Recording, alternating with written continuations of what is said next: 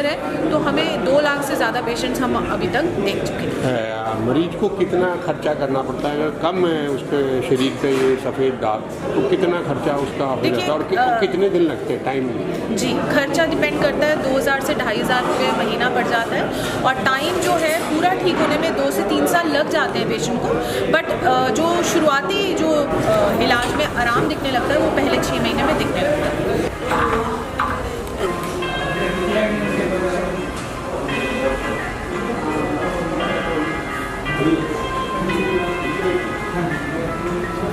Psoriasis हो रहा है वो इससे ज़्यादा कष्टदायक है, बट उनको लोगों को सोशल स्टिग्मा नहीं फेस करना होता।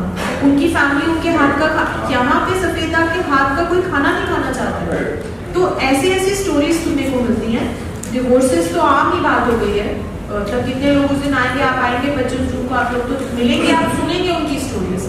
तो मेरा सिर्फ कहने का मकसद ये है कि इलाज अगर करा रहे हैं तो थोड़ा सा रास्ता मुश्किल है, उस मुश्किल रास्ते में अपना दिल छोटा नहीं करना चाहिए। पेशेंट्स को हिम्मत रख के खुश रह के अगर इलाज करेंगे तो इलाज बहुत आसान हो जाता है।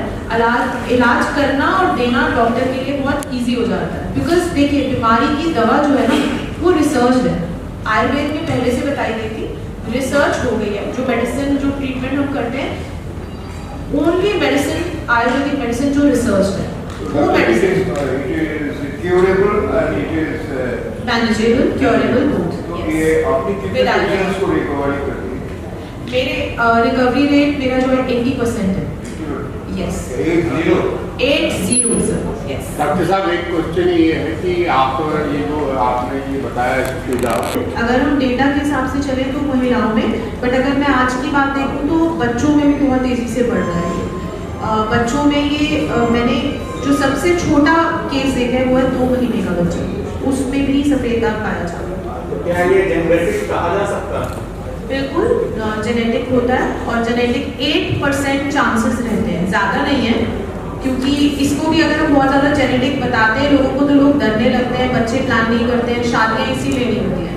तो इसमें जो स्टैट्स हैं वो बहुत ज़रूरी है। 8% चांसेस हैं, जैसे और लाइफस्टाइल डिसऑर्डर्स के चांसेस रहते हैं, सभी को नहीं होता है। आपकी जो आज की डाइट है, जो आपका आज का स्ट्रेस लेवल है, या आपकी इम्यूनिटी है, आप उसे कैसे लाइफस्टाइल को मेंटेन करते हैं, तो आपकी जेनेटिक्स का एक ट्रिगर बन सकता है। डॉक्टर साहब, आपको सरकार, राज्य सरकार की तरफ से या केंद्र सरकार की तरफ से कोई आपने प्रपोजल उनको दिया है जो इतना बड़ा अगर आप एक कार्य कर रहे हैं तो उससे कोई सरकार से बातचीत हुई या आप करना चाहते हैं? सरकार से ही जो मेडिसिन है, देखिए जो रिसर्च हुई थी, हमारे अभी भी और भी रिसर्च चल रही है, मेडिसिन और भी लॉन्च होने वाली है इसी बीमारी को चलते।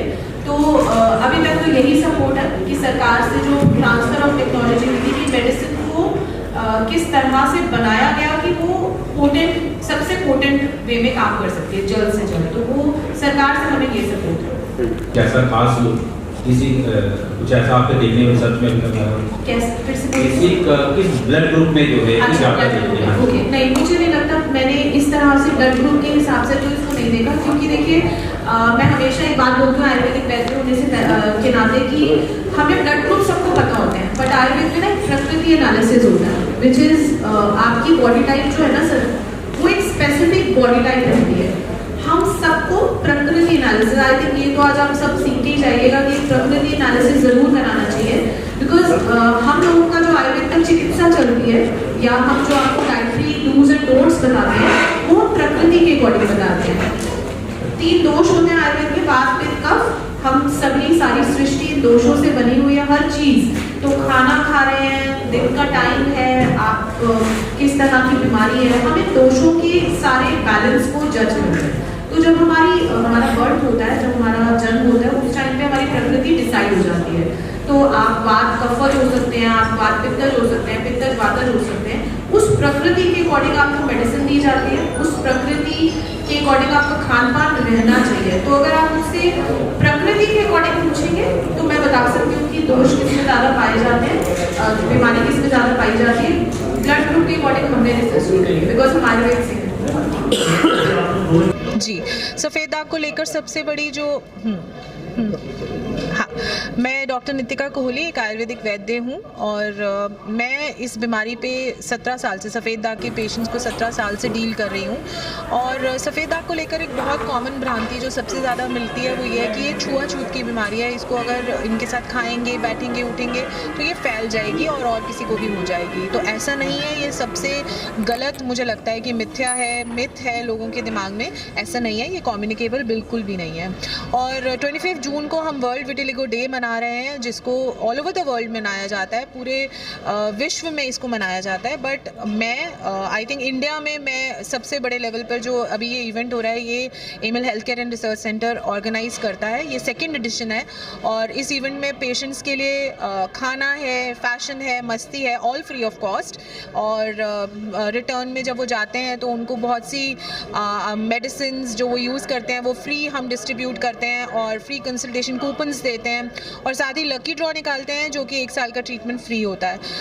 इन सभी चीज़ों के अलावा जो सबसे मेन आई थिंक पेशेंट्स लेके जाते हैं वो है यादें एक दिन की, जहाँ उनको कोई जज नहीं करता है, सफ़ेद दाग हैं, उनको कोई बहिष्कार नहीं किया जाता है, वो इन्जॉय करते हैं just like any other celebration.